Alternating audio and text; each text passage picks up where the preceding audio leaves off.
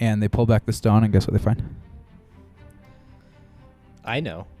Christian, guess what? You're the one guy in the room that can guess. They are going to find a Horcrux. I don't know what. Dead bodies. Are you serious? Dead bodies. Isn't in the And lore? a crap ton Is of them. that the lore is when they went and buried the treasure? They had a bunch of slaves, and they killed the slaves and maybe even killed themselves. Yes, that's right. So these people just find hieroglyphics, find turquoise beads above, dead bodies below. Yeah. Guess what else they find as they're excavating? Oh, I have no idea. Go ahead.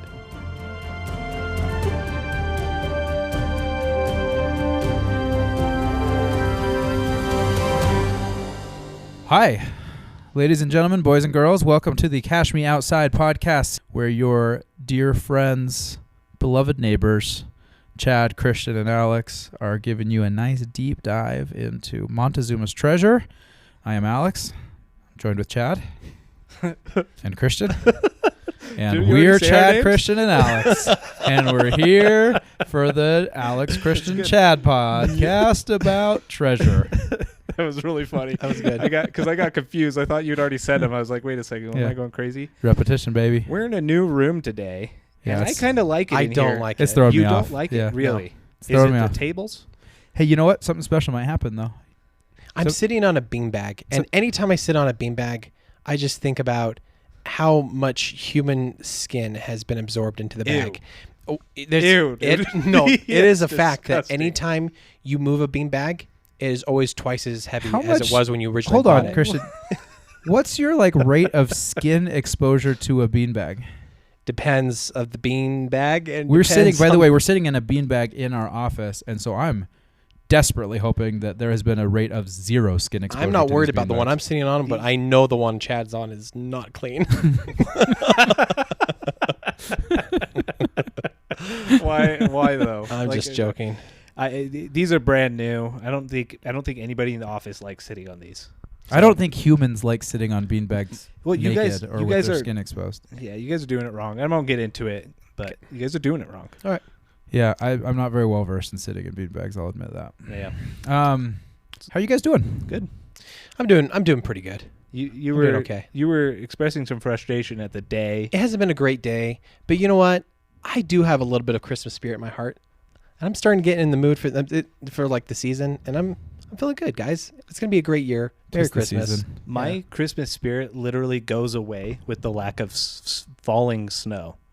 So if it is cold outside and the snow is melted and it's just freezing, I have no Christmas spirit. It doesn't exist. It's just Utah privilege over here, Chad.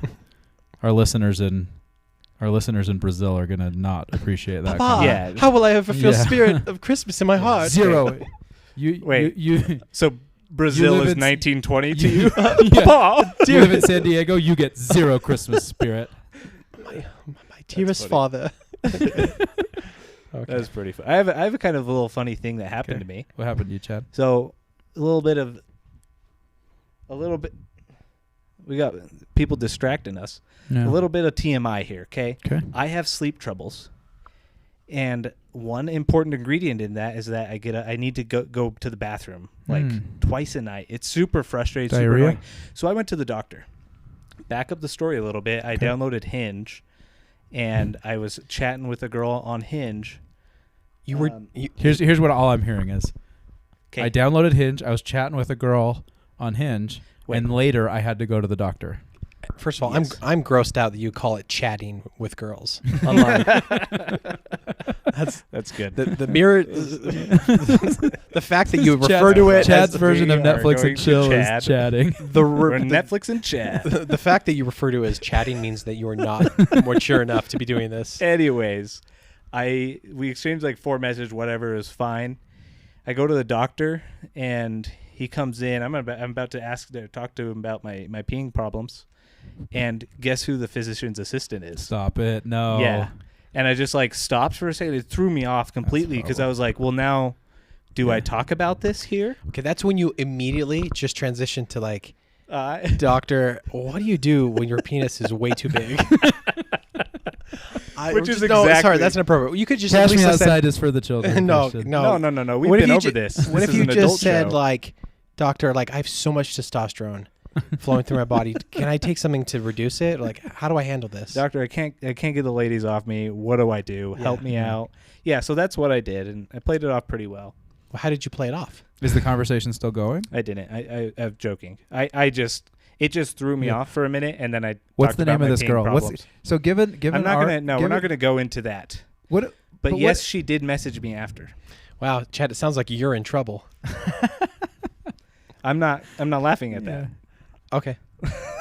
Well, Chad, I'm glad that you handled that like a real wizard. Oh. You guys are good. This is good. Thanks.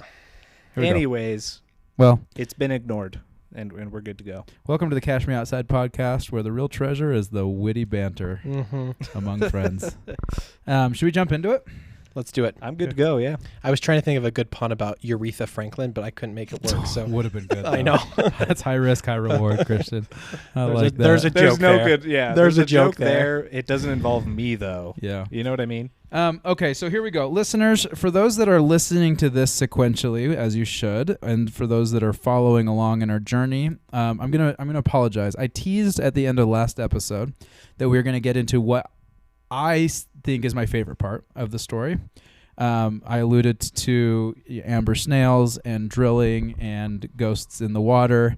We're calling an audible, and we're actually going to push that to next episode. We kind of have enough to talk about ahead of all of those things that we're going to dedicate to this episode. Still fantastic stories. The reason that we chose this, in part is because it's in Utah, which is our homeland. But another part is like this story of Montezuma's treasure across centuries is just replete with these just incredible stories of like people doing incredible things and wild coincidences and mysteries and all of these things. So that there's a continuation of that today. We're really excited to tell you. We're really gonna, the kind of the focus of today's episode is the Dillman family and Judd family timeline. So Chad, any thoughts on that before we jump in? No, sorry. I was going to say something. I'll wait till the end. Okay. Christian, you may recall, so we left off at the end of last episode with Freddy Crystal failing to find Montezuma's treasure.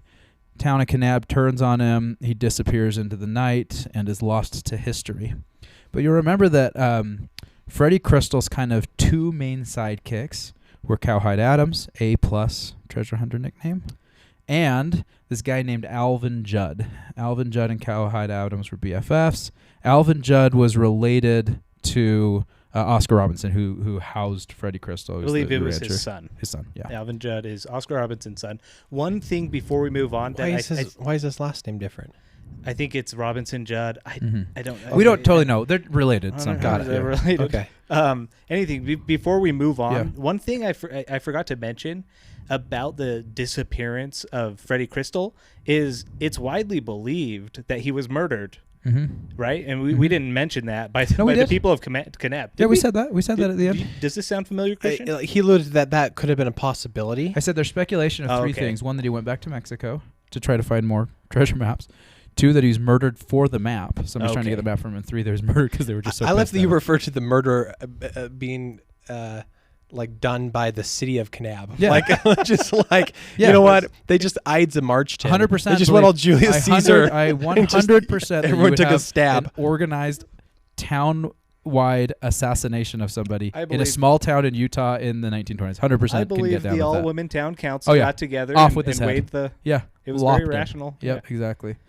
So my apologies. I didn't Anyways, know we said that. And R.I.P. and peace to Freddy Crystal wherever your bones lie. We are a pro Freddy Crystal podcast on this pod. Definitely. Okay, so this guy John Alvin Judd, who in his late teens, early 20s, is up looking with Freddy Crystal for the treasure. He ends up having a son named Vaughn. This is so great. Vaughn Alvin Judd. John Alvin Judd named his son Vaughn Alvin Judd. Cool with that. Down with that. Can you imagine how confusing to him when he's in Mexico? Oh yeah, totally. What? Juan Alvin. No, Vaughn. I know, but it sounds a If lot it was like Juan Juan, and Vaughn. especially if that person had a lisp. Yeah. Okay. Would you rather? Yeah. Christian, you're a funny guy, but that was a stretch. You know, here's the thing with jokes. It's like baseball. You just got to keep swinging, right? I don't hit a lot of home runs, but I swing a lot. Christian is if jokes are guns, Christian's a machine gun, not a sniper rifle. You started this episode with some good ones, and so we can have 15 There's minutes. an allowance. I've earned myself. Okay. Yeah. Okay, so this guy Von Alvin marries a gal. So by the way, Von Alvin gets born. He's born like right in the midst of the fervor around the Freddy Crystal finding the treasure in Johnson Canyon, right? He ends up getting married to a gal named Ora Nell, which is that's another great old name. And they have 2 sons named Bruce and Brent Judd. This is the Judd family. So the Judd family, they grow up like many people in Kanab. They grow up with like tales of lore around the treasure. Nothing terribly notable happens between like the kind of early 1920s after Freddy Crystal leaves and the like 1970s, except for what most people tell you is a lot of people just kind of kept looking for the treasure, right? Like a lot of people still believe that the treasure was out there. There were a lot of people that kind of come in and out of Kanab looking for it and everything like that, but no major like new clues or leads or anything like that until in the 1970s, the Judd family, Ora Nell and her boys at the time, are hanging out on the Judd family property. And as the Judds tell it, this is a great story, this green van just pulls up to their property. This is Kanab, Utah, and they're kind of like on the outskirts of Kanab. You give us a decade. You don't pass 1970s. I believe it was actually early 1980s. He says late 1970s, early 1980s. Okay. 70 years after. Fair What? enough. No, This is a partial history Yeah, podcast. it's No, important. that's true. I apologize. We got to Go get the dates This right. is my role, Chronology Christian. matters. Yeah, I know. If you have a problem, No, I don't. So You're doing whenever great. the hell Chad says it is, the Judds are there sitting on their property, and by their recounting, this green van pulls up, and I'm being very, very deliberate here. This is by Ora Nell's direct accounting. There's a video of her saying this. The way she tells it is that this van pulls up, and out of the van emerge these large Spanish-looking gentlemen, is what she said. And Ora Nell was frightened by this for whatever reason. And they say this is just a little anecdote, but that they had these dogs that went and barked and kind of, diffused the situation, made them feel not as threatening. Anyway, these people come out, and the kind of the guy that was driving introduces himself to Ora Nell as Raymond Dillman.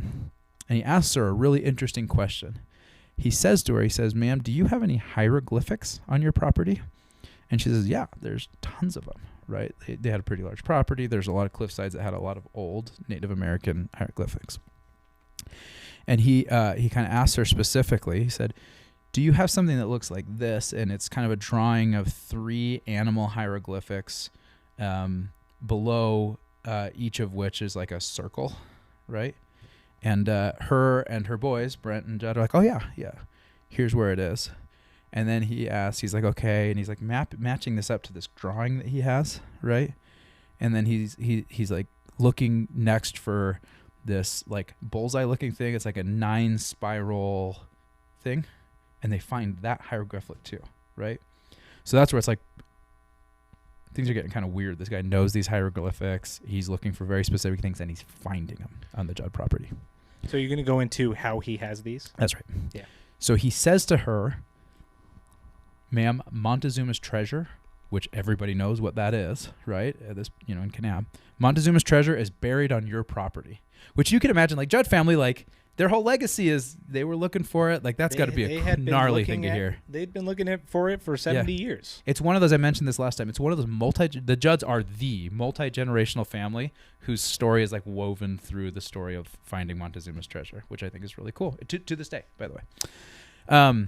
Anyway, so he kind of goes on to explain. So he says, first he introduces himself, and he says, look, I'm Raymond Dillman.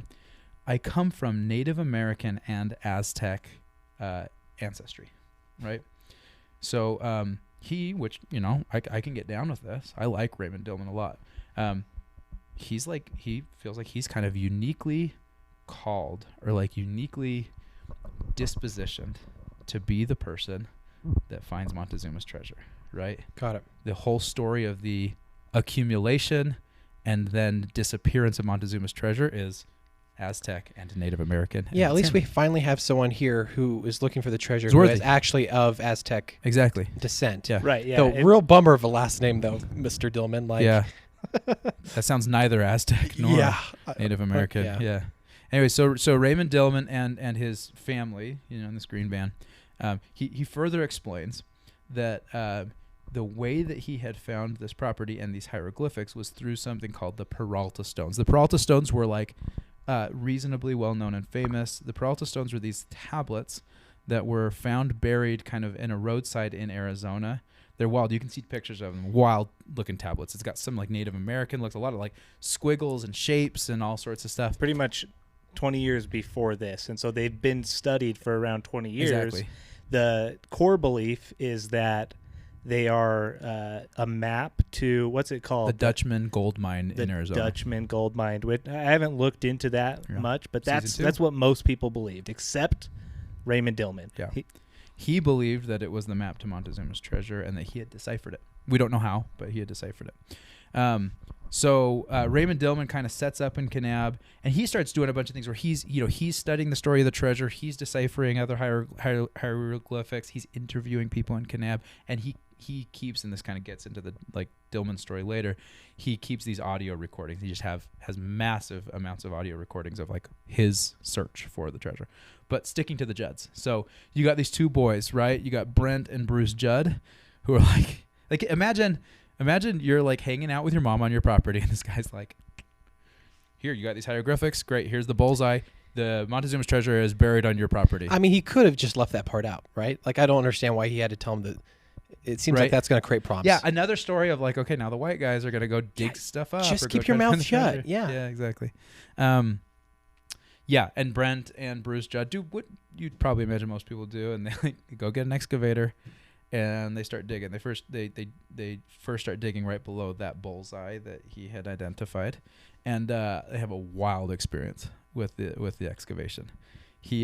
So and again, this is Brent and Bruce Judd give their kind of their own recounting. These guys are alive. They give their own recounting of this, but they're digging this up. Okay, this is the first people we've talked about in the history of this in which the people are still alive today. Yeah. Okay, cool. Yep. Sorry. They obviously didn't find it, but they're digging this up. Well, Raymond Dillman. The Dillmans are still alive. Yeah. I'm just saying this story is the first his- time we've entered yeah. into like the Okay, people we're are currently alive. We're getting into the kind of modern search for Montezuma's treasure for sure. So yeah, we're in the 70s, right? So they're excavating on the property.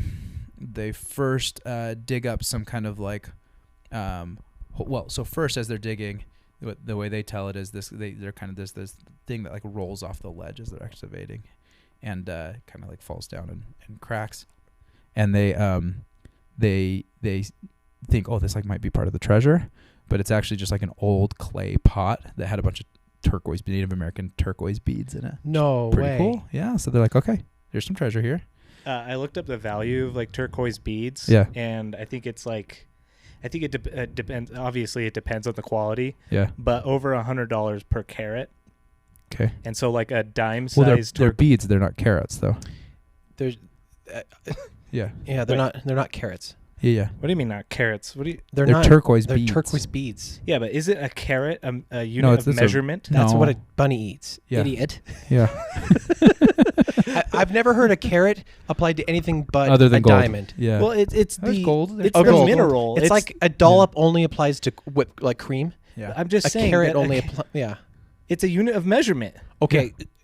You can measure No. a bead. You don't go up to someone and say like, "Oh, I like your tungsten Yeah. ring. How many I'm gonna carats? kill you. How many carats? No, what is this? This is a 12-carat tungsten ring. Have you ever heard anyone being like, "I'm wearing steel plate, chest plate"? And you'd be like, "How many carats is that chest I'd plate?" like to order some marble for my kitchen floor. Well, how much marble would you like? 47 carats.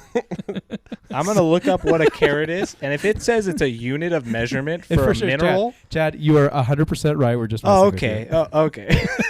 No, I'm not messing with him because no one else applies. You will not be able to Christian, find. Okay, you I'm cannot done. say that you have any sense at all for how turquoise is measured, correct? It's not by carats. It's more likely to be done by dollops than by carats. I'd like a dollop of turquoise beads. Anyways, 15 according- decibels of turquoise, please. according to this very official site, a dime sized of turquoise, the Yeah. mineral, A dime bag. oh my gosh, gosh. is worth $500. So it's a good amount of turquoise. So what Yeah. they find, 200, what was it, I don't 213 remember. pieces. A bunch of beads of turquoise. 213 beads of turquoise. Yeah. It's a Pretty lot cool. of it's money. It's a part of a treasure. Yeah. Okay? That's cool. So, and they're like, hey, we're onto something. And important thing, turquoise was one of the main trade what do you call it? Items Carrots. for the Aztec. Oh my gosh, for the Aztec Empire. Turquoise. Have we ever considered that was the treasure? That was all that They're was like, left. this marks the spot. We got it's the turquoise beads. So you guys remember Dumb and Dumber when they finally give the suitcases of money over and it's a bunch of IOUs? Oh yeah. That's what it is. Like we spent it all. Sorry. Yeah. It was a long journey. So can I ask a quick question? Is this area at all like where they were digging with Freddy Crystal? It's in Kanab, but it's not. I mean, saying it's not, but it's not like the same cavern or anything like that. Not Okay. the same canyon. But or it's anything near like the that. property. Like, at It's on the least- Judd family property, which is kind of on the outskirts. It's in of the Kanab region. Yeah. Okay. Yeah. Can I suggest something we do? Let's do an aerial image of Kanab, and we'll do a little map of these different locations. That'd be good. So That'd be people fun. can see it. Yeah. Yeah. I So like we that. gonna go down to Kanab then? No, we go There's to internet. technologies. There's this thing called Google. Yeah. Yeah. We'll And say- honestly, you go to Google. It's amazing, Chad. You go to Google Maps, you go to the satellite view, and you just zoom out like 15 or 16 carats, and you can get the whole. I was thinking the exact same way of trying to figure a joke You there. can get the whole Kanab region Yeah. just right there in one image. Thanks, guys. This is fun. Okay, back to Brent and Bruce Judd. So they're excavating. That's not the only thing they find. It gets mysterious. They then uncover these kind of like stone coverings, basically, to an entrance, like flat stone coverings under a bunch of sand. And they pull back the stone, and guess what they find? I know. Christian, I- guess what? You're okay. the one guy in the room that can guess. Is they are eligible going guess. to find a Horcrux. I don't know what. Dead bodies. Are you serious? Dead bodies. Isn't And wait? a Isn't lot. in the And a lore crap ton is of that them. the lore is when they went and buried the treasure, they had a bunch of Yes. slaves, and that And they killed the slaves and that's maybe right. even killed themselves. Yes, that's right. So these people just find hieroglyphics, find Yeah. turquoise beads above, Yeah. dead bodies below. Yeah. Guess what else they find as they're excavating? Oh, I have no idea. Go ahead. I think it's Brent says this. They find a big stone that looks a ton like a sacrificial altar, It has like grooves, and also another important and it's like fact, 6 feet high. Like, yeah, The bones were cannibalized. that's right. So that does change the story a little bit if you're thinking of the Aztec warriors Yeah. that they killed the slaves. When some of them were like charred, it looked like they had been burned and stuff like yeah, that. it's apparently. I mean, yeah. Hmm. One person said that they had like teeth marks. Yeah. So my question is: Are these somewhere at some museum? So they had these bones carbon dated. Okay. So I don't think that the Judds are experts in carbon dating. So I don't know the story of how they got those, but I'm assuming that they I don't know. called We don't know what happened to the bones. a historical society or somebody with a carbon dating ray. I don't know how that works. Yeah. No, it's a gun with like Yeah. a Just it's did ray. a little did like a grocery machine. It's like you It's scan a it. grocery store scanner. They just This did a- bone is checked them out. 2,500 years old. Yeah. Anyway, so what they found when they carbon dated the bones was that those bones were from 2000 BC, which is actually way before the time of Montezuma. Wow. Right? So it doesn't really line up with Montezuma, but It doesn't. No.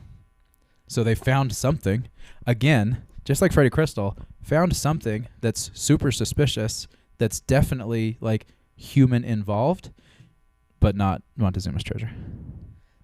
the Native American beads, like Right. there's no way the beads were that old. Right. So last episode when I said, Christian, if you're the king of treasure hunt coincidence, Freddy Crystal is the emperor.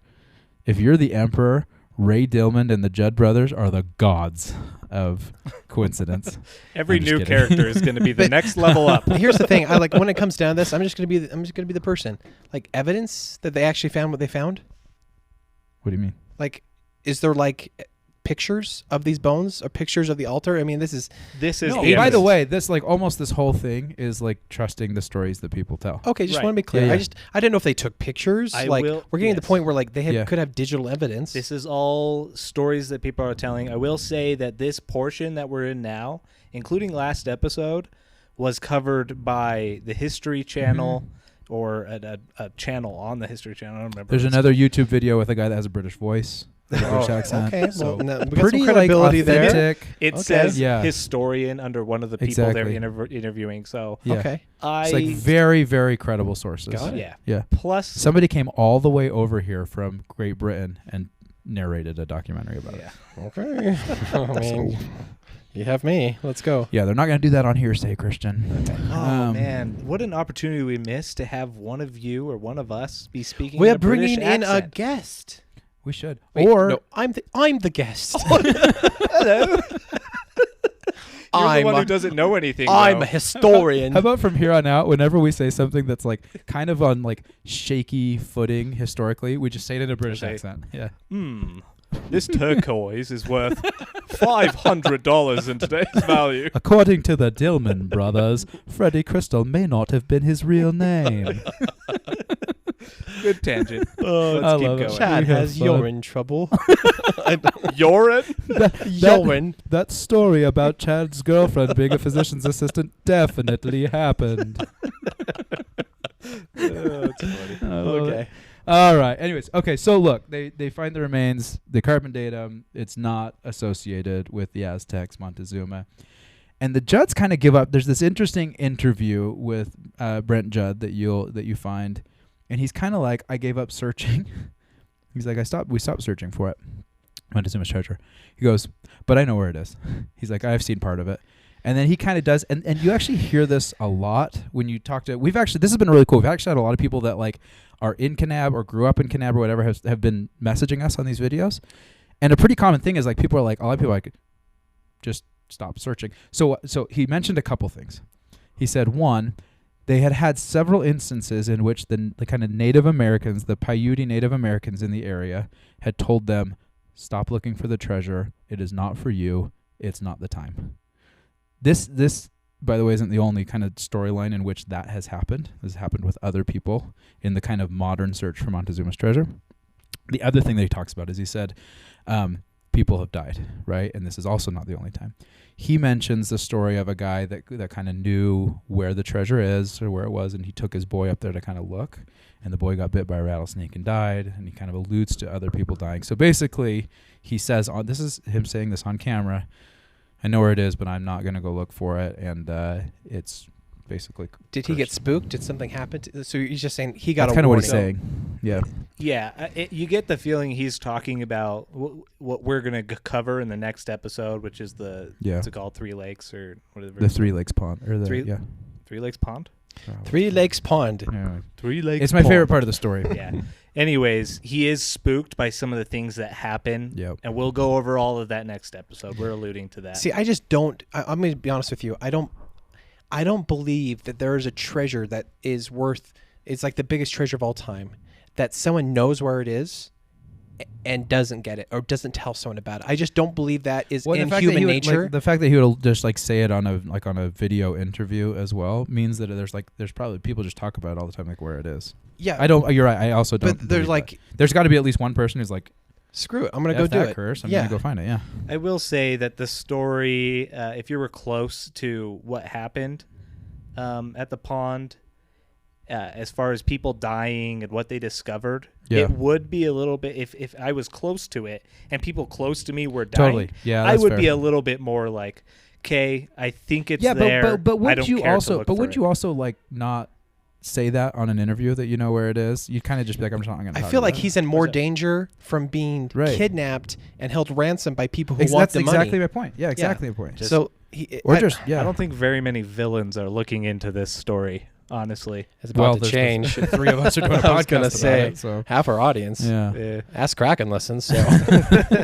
watch out, Dillmans. He's coming. So the one I'm other just thing, joking, just to kind of tie up the story here. So Judd family kind of they're still around. They still talk about the treasure, but there's not like an active search on the Judd family property to our knowledge, right? The Dillman family, though, the Raymond Dillman's grandchildren now are actively looking for it. We mentioned this in the last episode. They've done, they've got the History Channel episodes and YouTube videos and blog and everything like that. They're kind of searching in a different area than where our next episode is going to go. Where our next episode is going to go, what I had promised the previous episode is kind of the like predominant theory of where the treasure is now. And in part, like, people kind of know where it is, but there's no way to get to it. It's kind of the idea, which is really that doesn't exist in this life. What do you mean? They know where it is, but there's no way to get to it? Hey, have you ever heard of Jupiter? Have you ever heard Dumbass? Okay. That's such a good point. You ever heard of like the top of Everest? Yeah. There's literally people that are famous for getting there. There are bodies. What about the center of the earth, Christian? Okay, you used just the dumbest examples. Okay, no, that's I'm just saying there's nowhere to get to. What? It's at the bottom of a pond. Oh no, it's scuba gear and you're gonna an love afternoon. the next episode, Christian. Yeah. Okay, you're gonna love the next episode. It's wherever it is. You can dig to it. I would love to see you scuba through a 3-foot hole Full while of skeleton ghosts. warriors Exactly. are stabbing you in the Have guts. you ever even scuba dived with skeleton warriors? I want to say something You're to you an guys. idiot. And I know this may be dumb, and people are gonna be adverse to this. Look at the camera. I don't believe in curses. I don't believe that Montezuma's treasure is cursed. I don't believe in ghosts. I don't believe in any of that. Christian? I believe you make your own luck, and most of the bad things that happen with these are from just people associating fear and concern with the curse, it's like a self-fulfilling prophecy. I Okay? cannot wait until... These are idiots doing idiotic things and blaming the consequences of those idiotic things on a curse when it should be blamed on their idiocy. Okay? How amazing... I am not an idiot. How amazing I would will it be? find this treasure. I will break the will of the Dillman family. This needed to How be said amazing in would a it be British if we accent. recorded the next episode and Christian's face is like jaundiced and covered in warts? I'd like to make an apology for my previous... Here's the thing. We have some people that I listen. do believe in curses. Here's the thing. There's some people that listen to this that are connected to the treasure in Kanab that are like descendants or things like that. If you guys can hook us up and get us on any of these properties where it is. Well, let's like tease out, because the real conversation about that is at the end of next episode. Because at the end of next episode, it's like, this is where people think it is, and like you could go there and you could... Absolutely. But I do want to hear what Christian's about to say, because it sounds like he's saying he'll go scuba dive. And I look will for go it. find it. Which I will get it, and I will take $0 from it. You just tell me where it is, That'd be amazing. and I will that get it might for be you. the secret. It's like Dumbledore's The Mirror, where The you Mirror can of only get Erised? it if Yeah, if you don't want it. planning on using it. I already made my claim of worthiness. Do you guys remember this? I know, but Oh yeah, I'm- the NFL stadium. Yeah. I'm not going to do think that. that's the best. It will never hit the bank for me. I will just literally find it, and I will sign a contract, and you can have all of the treasure. Okay, just tell me where it is. It would make a great last episode of this podcast. With the death of Christian Jones. I am not worthy to spend the Ghost money, Scuba but I am Jones worthy over to here. find it. And as God is my witness, I'm just joking. Amazing. And I like how you like still haven't broken eye contact with the camera. Like I will pray to the hammer of Thor Oh my gosh. every night until I find this treasure. Don't you want to pray to like the spear of Kate Soddle? No, Here? hammer of Thor. Okay. We're mixing cultures and mythology. Well, that's all right. Um, So yeah, listen, I think that's kind of it for the like I said, it for the Judd family in terms of their kind of active treasure search. And I mentioned that the Dillmans are kind of still looking. We're going to introduce the child, namely Brant Child, next episode. He's like, I love Brant Child. I'm actually really he's a dude. Is next he- one's a fun one. Is Brant Yeah. Child the one who his grandson messaged us? Yes. Yeah. Okay. One thing I want to say, how kind of crazy this is. We got 2 messages from people who have already been following us since Yep. before the Montezuma. Yeah. I hate I don't- how I say Montezuma sometimes. Anyways, Montezuma storyline. They were already following us, and they're just connected deeply. I don't think that's crazy. I don't think Why that's not? crazy. I When think people treasure from Kanab- treasure yeah. hunting, like these are probably kids that were raised on treasure hunting, and when treasure hunting is in your DNA like that, you seek it out. We're a treasure hunting podcast. Okay, At the end of the day, good point. Anyway, they had some cool insights. Yeah. I would love if anyone knows anyone in the Dillman family, yep. connect us with them. We'd love to interview them. and just talk to them about all this. But the 100%. more like personal connections we can get from Yep. people who know stuff Yep. about this treasure, the better. We have some quotables from people that grew up in Kanab, grew up swimming in the Three Lakes Pond that we're going to talk about next episode.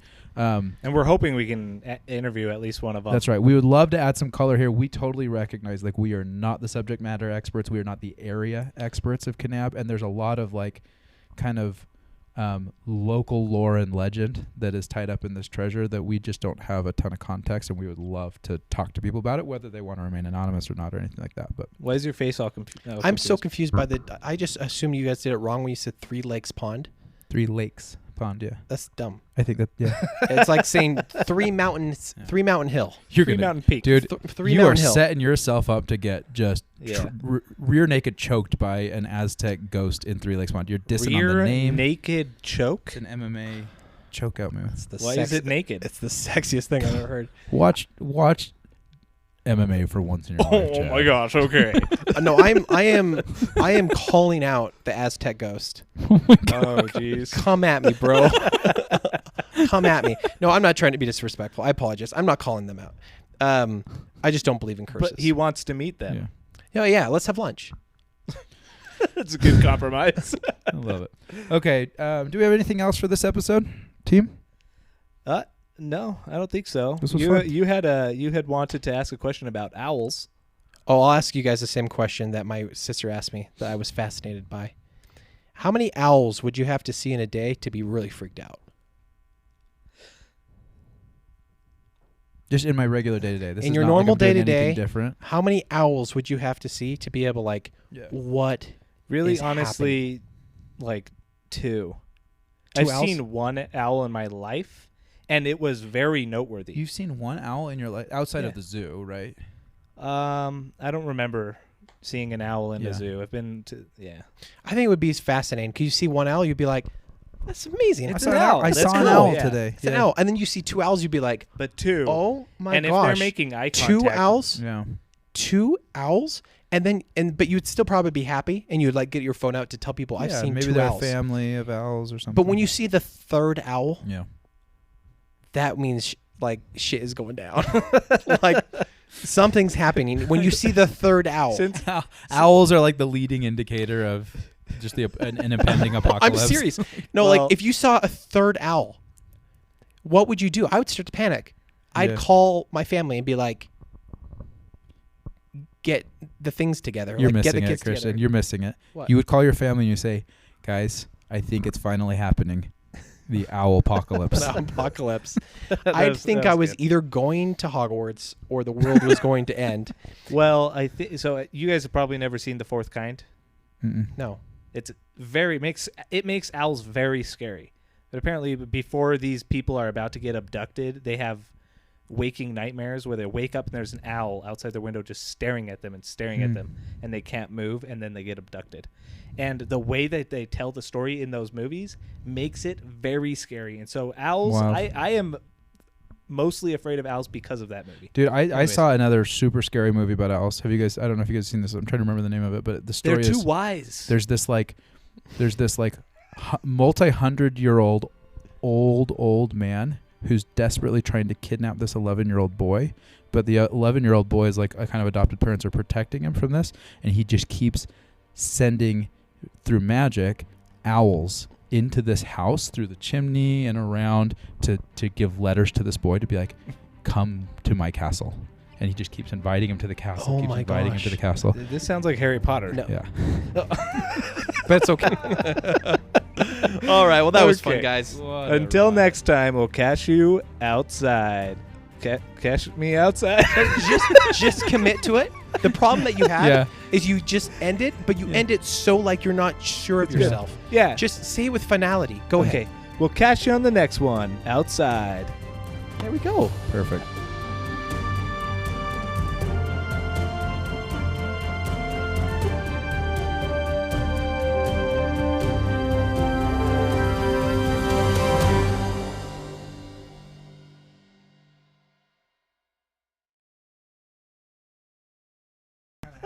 Yeah, I had to walk the line. That's what I was trying to be like. Yeah, you do you, Dumbledore. Like, you do you, man. You put your wand wherever you want to put your wand. Okay.